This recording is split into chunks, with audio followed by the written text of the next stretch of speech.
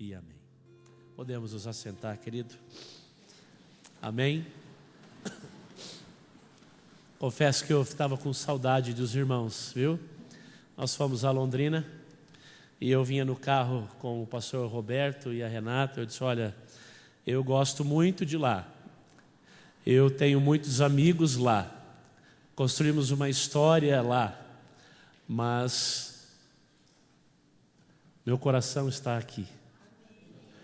E eu fico muito feliz, nós podemos estar juntos aqui para adorar a Deus. Amém? Eu quero te fazer aqui 3 convites. Nessa semana, ore por mim.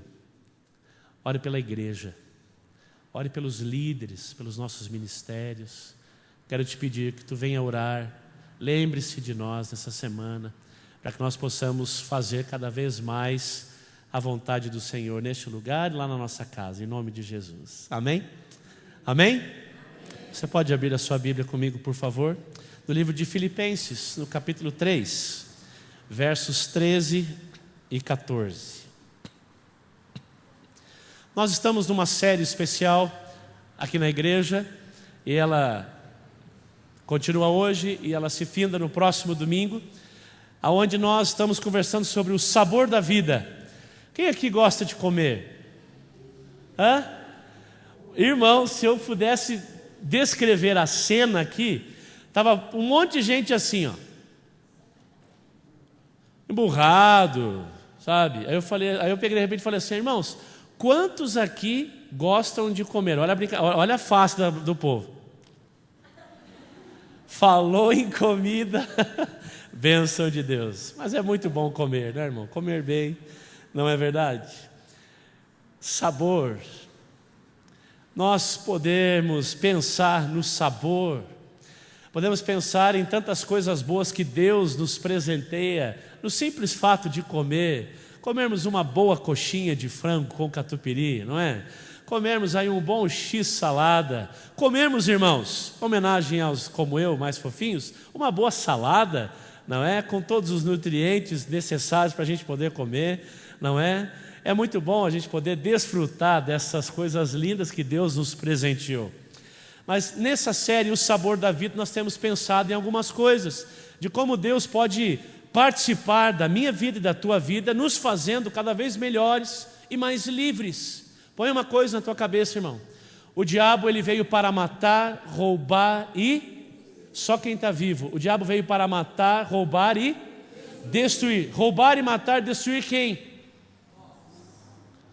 Hã? Vou te fazer uma pergunta. Se você fosse o diabo, o que você faria para destruir a sua vida? Vou repetir de novo, muda de figura, não muda? Se você fosse o mal, o que você faria para destruir você? Você se conhece? Você sabe quais são as áreas da sua vida hoje que talvez não estão mais com aquele mesmo sabor de antes? E o intuito desta série, nesses domingos de março, foi justamente nós olharmos para a Bíblia e vermos na Bíblia que existe aí uma imensidão de temperos de Deus para reforçar a minha vida e a tua vida, para que possa subir ao Senhor, quando as nossas lutas muitas vezes nos fazem literalmente nos cozinhar, transpirar, que suba ao Senhor um perfume agradável, que agrade as narinas do Pai, Ele olhar para mim e para você e dizer como Ele disse para Jó, está vendo eles lá? Servo justo, bom e fiel. Amém? Eu quero ser este servo. Eu quero ter sabor na minha vida. Não foi à toa que Jesus um dia disse, olha, vocês são o sal da terra.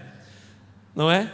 Quando você põe sal no feijão, você põe sal para comer sal ou comer feijão? O sal, você enxerga o sal no feijão? Você enxerga o sal no feijão? Mas você consegue comer um feijão sem sal? O que se evidencia quando eu coloco sal no feijão? É o sabor do feijão, evidencia o sabor dos temperos. Eu não sou um cozinheiro, mas eu sei que tem alguns exímios cozinheiros aqui no nosso auditório, e eu imagino que eu esteja te ajudando nisso, não é? O sal realmente ele veio para fazer a diferença, muitas vezes, e na grande maioria, para não ser notado. Assim somos eu e você. Quando a minha vida é saborosa a Deus, sabor, feliz, eu sei por que eu estou aqui, muitas vezes vai ser muito claro Deus aparecer e não eu mais. Convém que Ele cresça e eu diminua. Se existe um homem nessa terra que entendeu o processo de ter uma vida saborosa nesse mundo, foi Paulo. O apóstolo Paulo foi um homem que compreendeu o que é viver o Evangelho. E nós conhecemos a história de Paulo. E nesse texto que nós vamos ler agora, de Filipenses capítulo 3, versos 13 e 14, ele nos dá um dos temperos que fez com que a vida dele tivesse um outro significado, que a vida dele tivesse sabor. Se eu pudesse dar um título para essa mensagem, eu diria que seria: não olhe para trás. Você fica à vontade quando você ou alguém lhe pergunta sobre o seu passado, sobre a sua vida, sobre aquelas mancadas que todos nós já demos em alguma parte da nossa vida. Se você pudesse voltar no tempo, o que você não faria? Se você pudesse voltar no tempo, você não teria comprado aquele determinado carro, você não teria entrado naquela enrascada de ter feito aquele financiamento, você não teria falado do jeito que você falou, você não teria olhado do jeito que você olhou, quanta coisa a gente não teria feito, né? A Bíblia é preocupada nisso, em olhar para mim e para você e dizer: filho, não olha para trás. Quantas vezes você já foi ferido por alguém? Quantas vezes você já se sentiu abandonado? O passado, ele é algo que nos fortalece hoje, mas nós não podemos correr o risco de entrar no jogo do inferno e viver a nossa vida hoje frustrada por faltas ou por escolhas erradas no passado, por experiências que nos fizeram nos sentir em fracasso. O texto de Filipenses 3, 13 e 14 nos diz exatamente isso, irmãos. E se existe uma das coisas do Evangelho de Jesus que mais me emocionam e mais me empolgam, é esse tipo de convicção daqueles que entendem do que Jesus é capaz de fazer na vida dele. Você entende, irmão, o que Jesus é capaz de fazer na sua vida? Você já entendeu? Será que nós realmente já entendemos o que o Senhor é capaz de fazer na nossa experiência, no nosso dia a dia? Olha isso, irmãos. Paulo dizendo: irmãos, verso 13: eu não penso que eu mesmo já o tenha alcançado, mas uma coisa eu faço, esquecendo-me das coisas que ficaram para trás e avançando para as que estão adiante de mim, eu prossigo para o alvo, a fim de ganhar o prêmio do chamado celestial de Deus em Cristo Jesus. Amém? Quem era Paulo? Qual era a história de Paulo? Nós já ouvimos falar. Dividida como a própria história, antes e depois de Jesus. Só isso já me faz encantador. Só isso já me faz entender o que é compreender o Evangelho. Ter a vida transformada depois de Jesus. Olha para você, bem dentro de você, naquele cantinho que às vezes a gente não tem muita coragem de ir, e pergunte a si mesmo: Jesus transformou mesmo a minha vida? Jesus transformou os meus pensamentos? Jesus transformou a minha forma de enxergar as coisas? Eu sou outro depois que Jesus entrou na minha vida? É uma pergunta que eu faço, irmãos, todos os dias no meu coração. O apóstolo Paulo disse: uma coisa eu faço, esquecendo-me das coisas que ficaram para trás e avançando para as que estão adiante de mim. Paulo, irmãos, ele tinha feito coisas horríveis. Já parou para pensar na vida de Paulo? Perseguindo e aprisionando cristãos, matando quem estivesse na frente dele, idosos, jovens, crianças. Se dissesse que era do povo de Cristo, todos morriam na mão de Paulo. Sangue eram marcas desse ministério de Paulo antes dele conhecer Jesus. Paulo era aprisionado no seu coração por leis. Ele tinha na sua vida muito nítido a compreensão de que ele tinha que cumprir o papel na vida das pessoas, sendo que Jesus queria transformar o coração das pessoas. No entanto, ele disse: eu estou esquecendo dessas coisas. Eu não vou me torturar pelo meu passado. Eu não posso continuar fazendo a vontade de Deus se eu continuar pensando no meu passado. Irmãos, para mim é muito claro. Eu não gosto e tenho muito temor no Senhor. Eu não quero viajar na maionese no texto bíblico. Mas eu não consigo imaginar uma experiência que Paulo tenha tido, porque talvez muitos já tiveram aqui, ou você conhece alguém que já viveu uma experiência como essa. Alguém que tinha uma vida muito torta. Você conhece aquele ditado: pau que nasce torto nunca se... Só quem está vivo, irmãos. Pau que nasce torto nunca se... Quem falou? Não na Bíblia. Oi, Doni? Endireita sim. Na Bíblia esse ditado não tem espaço. Na Bíblia não há nada que Deus não possa fazer, amém? E está na hora, irmãos, de nós começarmos a entender isso hoje no nosso coração. Nós queremos uma igreja avivada. Nós queremos situações lindas neste lugar. Começa, irmãos, quando nós começamos a crer que não há nada que Deus não possa fazer. Começando por mim. De onde Deus me tirou? De onde Deus tirou você? Olha o que Cristo faz em nos trazer aqui, estarmos unidos hoje. Paulo talvez um dia conversando e falando do amor de Deus, empolgado, vibrando com a mensagem que um dia fez ele cair literalmente do pecado, do cavalo, cair do seu ego, cair das suas convicções literárias, daquilo que ele achava que ele sabia. E Paulo sabia muito mesmo. Ele sabia muito da Bíblia. Aproximadamente 8 idiomas fluíam da boca de Paulo, mas nada disso prestava, porque o coração dele estava inclinado para o seu eu e não para Jesus. Um dia eu fui cantar no interior de São Paulo, numa cidade chamada Artur Nogueira. Cheguei numa linda igreja. Chegaram para mim e falaram: pastor, eu gostaríamos que o senhor cantasse umas 5, 6 músicas, porque a irmã que vai pregar, ela foi pega de surpresa. É uma senhora da nossa igreja, o pastor ligou que não vai poder vir, e ela se dispôs a pregar. E eu conheci a dona Josefa, muito especial e xará sua, viu, dona Josefa? Na cidade de Artur Nogueira. Ela tinha 86 anos. E eu fui cantar. Cantei uma música. Quantas o rapaz tinha pedido para eu cantar? Eu cantei uma música. Na segunda, eu não conseguia mais cantar. Algo me dizia: pare de cantar. Pare de cantar. Eu terminei a segunda música. Eu já olhei para o lado e falei para a dona Josefa vir ao altar. E ela foi pregar. Ela não falava muito bem o português, mesmo sendo uma brasileira daqui. Ela nunca se assentou das cadeiras de teologia que eu havia me assentado. Ela sequer sabia as 3 línguas da qual foi composta a Bíblia. Nunca tinha ouvido falar do tal do aramaico. Mas eu nunca ouvi uma mensagem tão bíblica e tão de Cristo, como naquela noite de quarta-feira, lá em Artur Nogueira. E lembro com muito carinho da dona Josefa. Não há nada que Deus não possa fazer. Não há pessoa que Deus não possa usar. E não há linguagem que Ele não possa falar.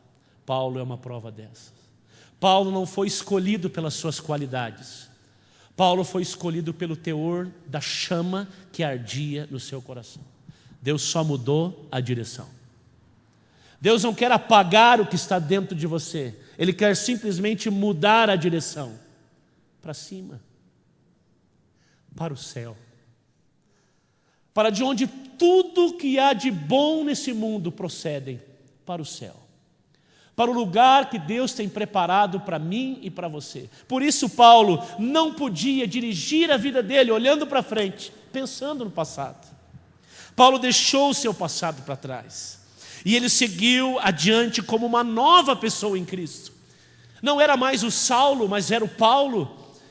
E eu hoje quero, em nome de Jesus, irmãos, que ao sairmos daqui, nós possamos ter nitidamente esse chamado de Deus, que não é mais o Gilialdo de ontem, mas é um novo Gilialdo, é um novo José, é uma nova Iracema, é um novo Paulo, é um novo Vitor, que atravessou o Brasil é uma nova Maria, é uma nova Jussara. São novas pessoas em Cristo, um novo Lucas. Você também pode fazer isso hoje, irmãos. A Bíblia diz, portanto, se alguém está em Cristo, é uma nova criatura. As coisas antigas já passaram, e eis que surgiram coisas novas. 2 Coríntios 5,17. Amém? Perceba, irmãos, como Paulo simplesmente olhava para isso. E você hoje pode pensar, mas pastor, eu fiz muitas coisas erradas. Tem situações na minha vida que inevitavelmente me vem à mente aquela escolha que eu não deveria ter feito, aquele caminho que eu não deveria ter trilhado, e eu não consigo esquecer, eu não consigo tirar os meus olhos. Seja bem-vindo ao clube da humanidade. Nós somos seres humanos, mas é exatamente nessa humanidade que Deus não fez questão de anular em nenhum dos personagens bíblicos. Aqui estão cheios, todos errados, com suas falhas, com as suas lutas, com os seus pecados, mas Jesus entrou na história daqueles que permitiram Jesus entrar, e uma nova história foi escrita, assim como na minha vida e na tua vida. Algumas posições de Paulo aqui foram chave para que o sabor de sua vida fosse reacendido. Deus quer que você deixe para trás as coisas, irmão. Ressentimentos. Que você perdoe aqueles que te machucam. Que você peça perdão. Que você tenha uma nova vida. Esquecendo e avançando. Simples assim. Você quer prosseguir na vida? Esqueça e avance. Você conhece alguém que tem memória fraca? Conhece uma pessoa e logo depois você esquece até o nome dela? Você conhece alguém assim? Prazer. Eu sou assim. Você é assim também, Doni? A minha memória, irmãos, olha, eu vou falar. E meus cabelos brancos eu começo. Quando eu não uso gel, vem aumentando. E incrível que faz 2 anos que esses meus cabelos brancos começaram a aumentar mais. Não sei porquê, irmãos, mas os meus cabelos brancos começaram a aumentar mais. Você é como eu, irmãos, nunca sabe onde largou a chave do carro? Você já estava naquele dia apressado para sair. Cadê a chave do carro? Cadê a chave do carro? E você não encontrava e de repente teve que pegar um ônibus porque não achava a carteira, porque não achava a chave. E os óculos? Você já sabe certinho onde você sempre deixou? Vai ao supermercado e sempre deixa de comprar alguma coisa porque você não lembrou?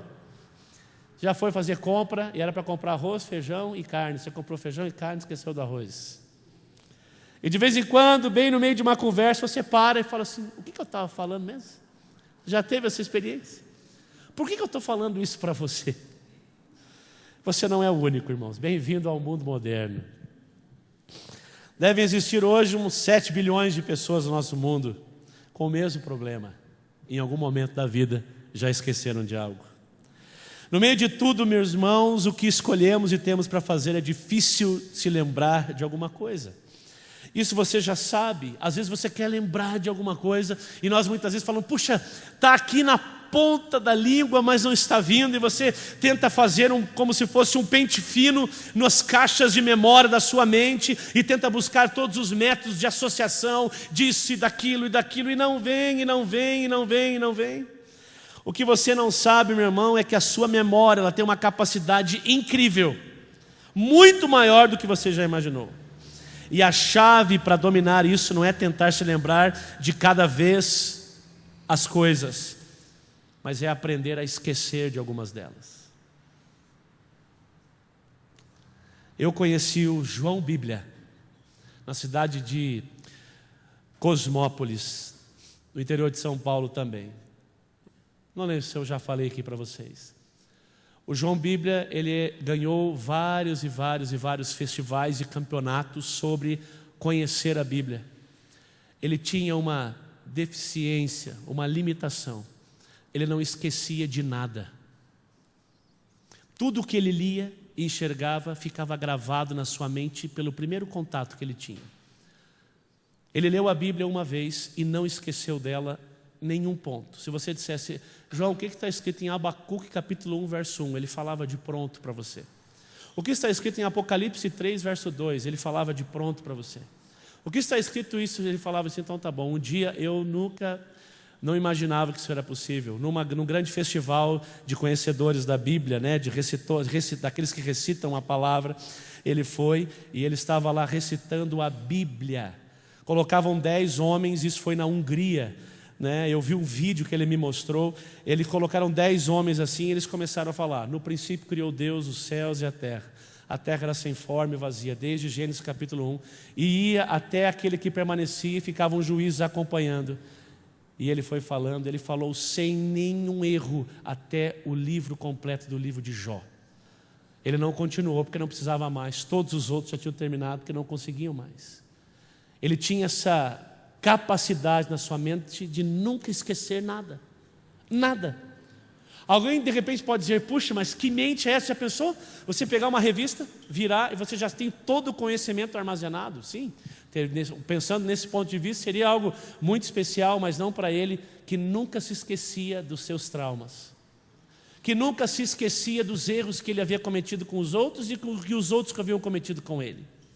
Ele não conseguia se libertar de suas memórias. Era como se a sua mente tivesse um bloqueio para que ele jamais esquecesse de nada. Todos os dias ele se lembrava disso. Tinha grandes e seríssimos problemas de relacionamento, porque ele não se esquecia das frustrações, da maneira como algumas pessoas o haviam magoado. Ele não conseguia se relacionar com ninguém. Não conseguia se relacionar porque ele não conseguia esquecer. Temos uma história no mundo muito bem conhecida, queridos, a Jill Price, de 44 anos. Ela sabia exatamente tudo o que havia acontecido na sua vida nos últimos 29 anos, quando ela descobriu essa doença. Ela lembrava absolutamente de tudo na sua vida. O que ela tinha comido. Você se recorda o que você almoçou sexta-feira passada? A não ser que foi aquela costelona chique que você foi ver, mas você lembra o que você comeu sexta-feira passada? O que você jantou segunda-feira passada? Quem lembra aqui? Hã? Tem imaginação? Essa pessoa sabia tudo. Aonde ela estava em determinado momento, ela não esquecia de nada. Imagine, irmãos, viver assim. Imagine, queridos, viver uma mente onde não havia esquecimento de nada. Esquecer, irmãos, faz parte de uma memória saudável. Essa é um mecanismo da nossa mente. Psicanalistas e psiquiatras pesquisam dia após dia para nos ensinar a esquecer. Se você vai sentar-se com um psicólogo e vai conversar com essa pessoa, aonde você vai depositar as suas mazelas, tristezas, as suas frustrações, ele vai te canalizar diante das suas experiências com outras pessoas, fatos científicos, a te conduzir de alguma forma ou de outra, a colocar esses eventos na sua vida em compartimentos claros, aonde eles não vão atrapalhar a tua conduta. A ideia não é anular quem você é, mas é sustentar quem você é. É manter você no prumo, é manter eu e você no foco para onde nós estamos indo. E o diabo, ele é sujo nisso, irmãos. Para tirar o sabor da minha conduta e da tua, nós estamos correndo felizes para um alvo, e nós vamos caminhando, de repente ele vai jogando assim, não esquece o que você fez aquele dia, hein? Não esquece o que você falou aquilo, e tenta colocar na minha e na tua conduta coisas que nós fizemos, fazendo-nos parar, olhar para trás, e como se a gente tivesse amarrado para não seguir, porque eu não consigo me desencilhar do passado. Por isso Paulo disse, esquecendo-me das coisas que para trás ficam. Ele coloca uma geografia aonde essas coisas devem ficar, para trás. Eu levo para frente somente aquilo que eu aprendi com essas coisas. Se no campo, irmãos, da formação psicológica do homem, Deus se preocupou com esses mecanismos, é porque existe uma força, irmãos, em esquecer aquilo que nos impede de prosseguir, de sermos melhores. Paulo se esqueceu das coisas que ficaram para trás, de forma a não se contentar, irmãos, com as medidas atuais da graça de Deus. Ele ainda queria mais, mais e mais. Então ele avança, ele se esforça, ele vai adiante, na direção do quê? Do seu alvo. Isso é expressivo, é um interesse claro na vida de Paulo. Ele queria ir adiante. Você já fez algum propósito no ano de 2015 e já falhou? Só para o teu coração. Quantos aqui começaram uma dieta dia 1º de janeiro e ela já acabou? Não, só para saber, irmão. Não precisa sorrir, guarda aí. Guarda aí. Aqui está, querido, algo que Paulo ensinou. Eu não posso esquecer dos meus objetivos. Eu não posso esquecer o porquê eu estou caminhando com Jesus. Por que você é um cristão? Por que você está aqui hoje? Por que você encontra paz na presença do Senhor Jesus? Por quê? Certa vez eu recebi um rapaz do meu escritório e conversas vão e voltam, e eu fiz uma pergunta para ele: você não gostaria de aceitar Jesus como seu Salvador? E ele me deu uma das respostas mais extraordinárias que eu nunca esqueci. Pastor, como posso ter a petulância de querer aceitar algo que eu necessito? Eu não posso aceitar. Eu necessito deste Jesus. Para prosseguirmos, irmãos, para o nosso alvo, nós não podemos desistir nunca de Jesus. Ele veio, como ele veio na vida de Paulo, para a minha vida e para a tua vida, para transformar os nossos caminhos, para viver conosco dia após dia. A grande dificuldade, irmãos, é que hoje nós perdemos o nosso alvo, o nosso foco, porque nós perdemos a maneira de nos relacionarmos com o Senhor Deus. A maneira de vivermos com o Senhor.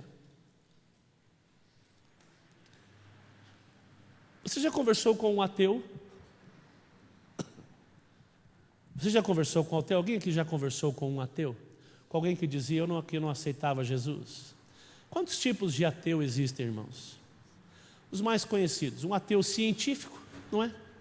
Aquele que quer experimentar Deus pelos dotes da ciência. Eu quero experimentar por fatos que Deus existe, e por falta de elementos específicos dentro da ciência, ele tenta dizer então que Deus não existe, não é?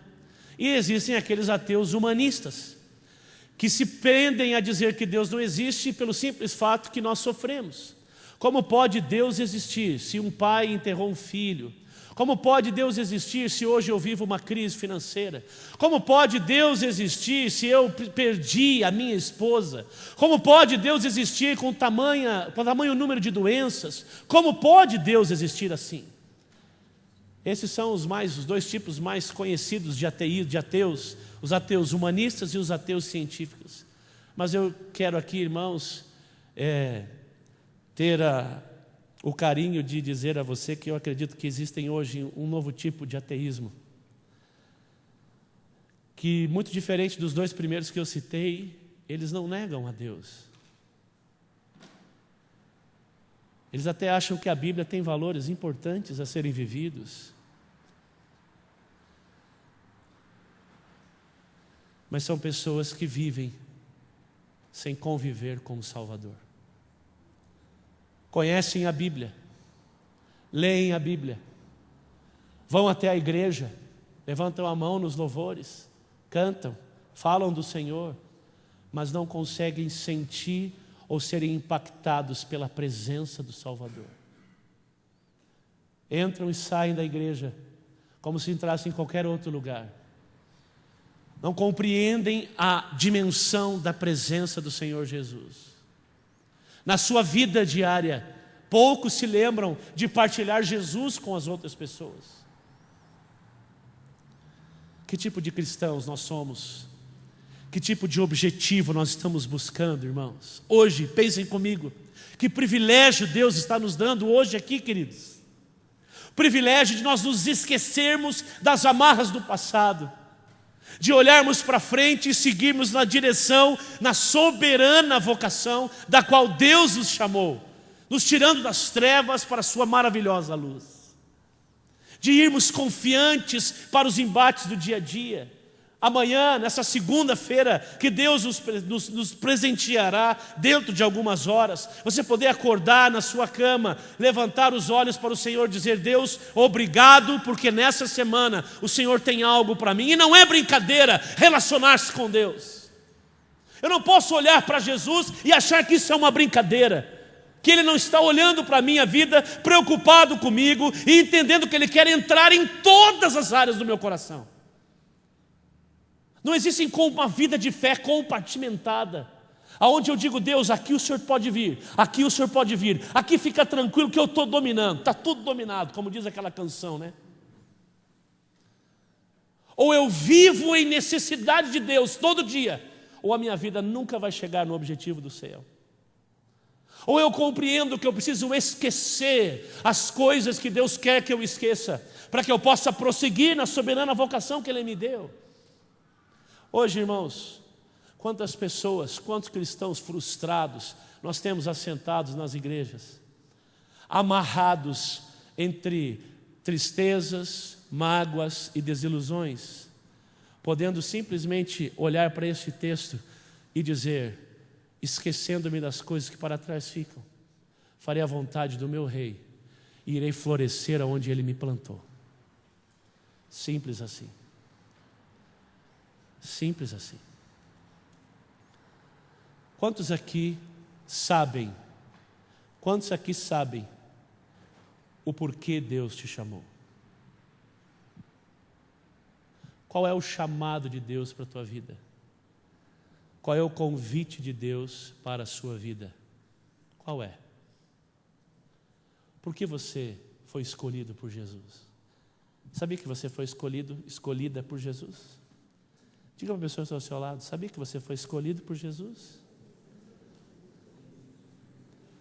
Muito provavelmente a pessoa que está ao seu lado falou assim: eu sabia, né?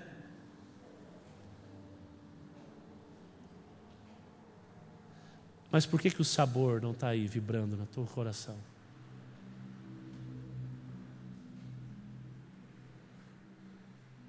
Você de repente olhou para o lado e alguém disse para você: sabia que Jesus escolheu você? Mas se alguém passasse gritando aqui: pão gostoso de graça, você teria muito mais ânimo de ter ouvido isso que você ouviu dessa pessoa que está do teu lado. Por quê? Será que não está na hora, irmãos, de nós concentrarmos o nosso futuro nas mãos daquele que nos liberta do nosso passado? Será que não está na hora de nós concentrarmos a nossa vida no céu que virá e não no inferno que Deus nos libertou? Será que não está na hora de nós vivermos a revolução do Evangelho hoje? De olharmos para Jesus e entendermos: Senhor, o que o Senhor quer de mim? Porque foi isso que Paulo fez. Ele se rendeu em meio à maneira como Deus o buscou. Ele caiu, ele foi levado a uma condição de que tudo que ele sabia era esterco diante do conhecimento que Deus iria elucidar na mente dele, da graça, do poder. Olha o que Paulo disse: eu tinha um espinho na minha carne que me atormentava, e eu disse: Deus, e ele disse: Paulo, a minha graça te basta, e o meu poder se aperfeiçoará na sua. Quantos fracos nesta noite existem aqui? Quantas fraquezas nós temos, irmãos, que o diabo tenta se concentrar ou fazer com que eu e você nos concentremos nessas fraquezas, para nós não olharmos para o alvo, para a soberana vocação de Deus. Talvez a tua semana que passou foi literalmente um inferno. Esqueça das coisas que para trás ficaram. Deus te chamou hoje para olhar para Ele, só para Ele. Olhar para Jesus como o filho pródigo olhou para o pai, bem longe do caminho. Olhar para Jesus como aquela luz no fim do túnel. Olhar para Jesus como o único caminho que eu tenho a andar. Olhe para Jesus e esqueça do que ficou para trás. Talvez eu esteja falando para alguém aqui que magoou muito o coração de alguém. Uma traição. Algo que insiste em te atormentar. Paulo disse: esquecendo-me das coisas que para trás ficam, eu prossigo, eu vou adiante. Vamos embora, vamos seguir, porque tem algo esperando por nós, irmãos. Existem pessoas esperando por você. Existem pessoas esperando ler Jesus na tua vida, na minha vida. Nós não podemos parar, nós não podemos retroceder, nós não podemos desistir, porque Deus nos escolheu. Você entende que Deus te escolheu? Existe algo aí hoje que tem atormentado a tua vida e que te insiste em fazer com que você esteja paralisado diante de tanta coisa de Deus que tem sido oferecida a você?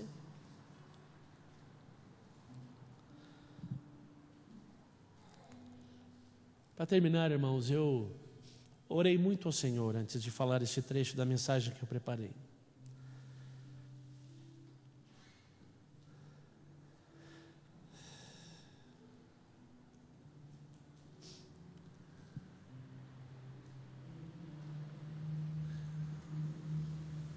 Por quê? Que buscar a influência de Deus é tão difícil? Por que manter-se com o Senhor é tão difícil? Por que buscar a palavra de Deus todos os dias é tão difícil? Por que orar todos os dias é tão difícil? Por quê? É simples, irmãos.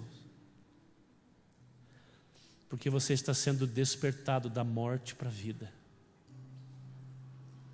Você está sendo despertado da morte para a vida. Você está sendo conduzido a um caminho que não é confortável, porque o meu coração e o teu coração precisa viver essas transformações. Olha que coisa linda. Paulo quer hoje simplesmente deixar através do seu legado que é possível ter a vida transformada por Jesus. É possível sim nós termos uma experiência nova com Deus. É possível sim. É possível sim nós estarmos despertos para o Evangelho. Nós nos assentamos na igreja, irmãos, e muitas vezes a gente fica olhando como se algo não tivesse bom, como se alguma coisa não fosse bem, mas tem gente morrendo agora pelo privilégio de ter o que nós temos hoje aqui, irmãos.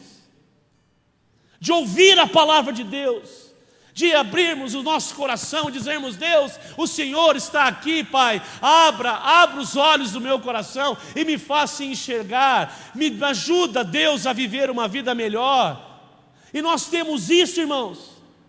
O que será que vai precisar acontecer no Brasil, na América do Norte, na Europa, para que o Evangelho tenha significado para as pessoas? Esse é o problema. Nós deixamos o nosso objetivo, porque ele começa a perder o significado para nós.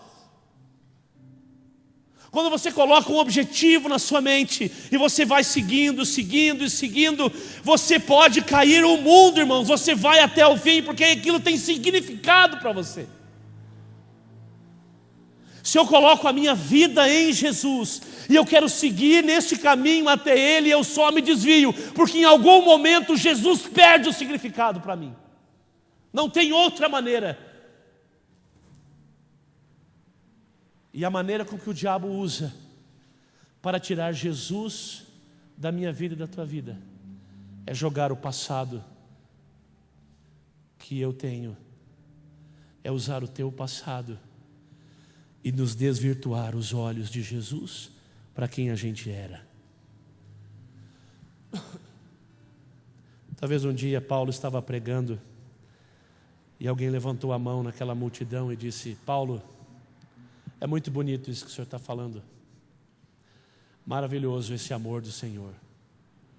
Mas o senhor pensava isso quando há alguns anos atrás o senhor entrou na minha casa, matou minha mãe, meu pai, meus irmãos, e eu escapei porque eu estava na casa de outra pessoa.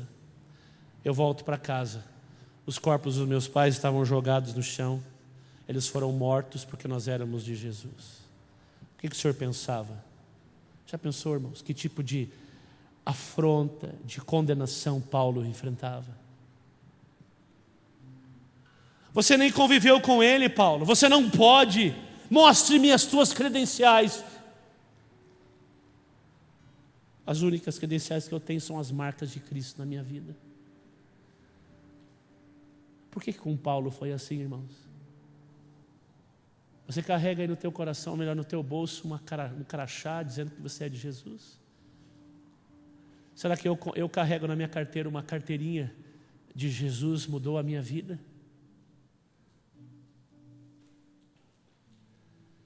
Ele me escolheu. Ele escolheu você. E nós somos novas pessoas. Novas criaturas. O que passou, passou. Chegou o tempo, irmãos, de você desfrutar do banquete da graça de Deus. Reavivados pela palavra de Deus. Incendiados pelo Evangelho. E despertos para a missão. Deus te chamou, irmãos. Deus te chamou. Deus chamou você. Deus chamou você e está dizendo: filho, não olha para trás. Olha para frente. Siga. Porque eu amo você. Não tenha medo. Essa é uma mensagem inequívoca de Deus. De Gênesis a Apocalipse. Ele dizia: não tenha medo. Olha para a palavra. Não te desvia dela nem para a direita e nem para a esquerda. Siga. Tem algo que tenta tirar o brilho da tua vida? O brilho de algo no teu coração? Olha para frente. Olha pelo que virá. Olha para aquilo que vai vir. Olha para aquilo que virá. Pau que nasce torto no Evangelho de Deus se endireita e vira uma grande árvore e uma árvore frutífera. Amém? Uma árvore que dá frutos, uma árvore bonita, linda, onde Jesus é tudo para todos. Que Deus abençoe a tua vida, irmão, e que nessa semana Jesus possa ser o teu grande objetivo, que nessa semana Jesus possa ser a tua grande fonte de força para não olhar para trás, para não se lembrar das palavras que muitas vezes te desanimaram, atitudes de alguém que você não imaginava que teriam com você, mas você ter o teu coração livre para olhar para frente e dizer: até aqui o Senhor tem me ajudado.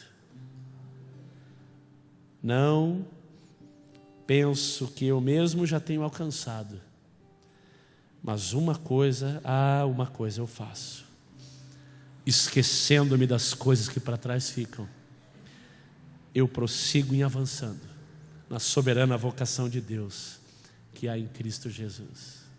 Amém? Você pode se colocar de pé, eu quero orar com você nessa noite.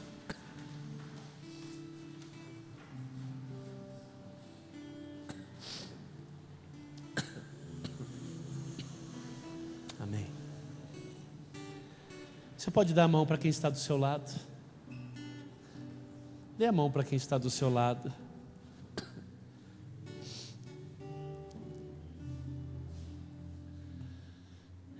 Amém?